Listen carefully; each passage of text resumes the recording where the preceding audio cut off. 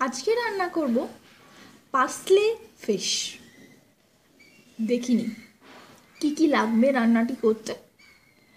প্রথমেই লাগবে ভেটকি মাছ 4 পিস, পাতিলেবুর রস অল্প, বড় পেঁয়াজ রিং করে কাটা একটা, রসুন বাটা 1 টেবিল চামচ, মরিচ গুঁড়ো 1 চা চামচ, পার্সলে কুচি 4 টেবিল চামচ, সাদা তেল 2 টেবিল চামচ, নুন স্বাদ মতো।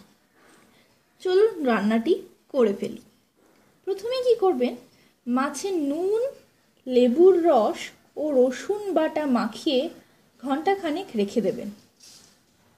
তারপর ফ্রাইং প্যানে তেল গরম করে নিন, তাতে পেঁয়াজ দিয়ে দিন। এবার মাছগুলো তার মধ্যে দিয়ে দিন।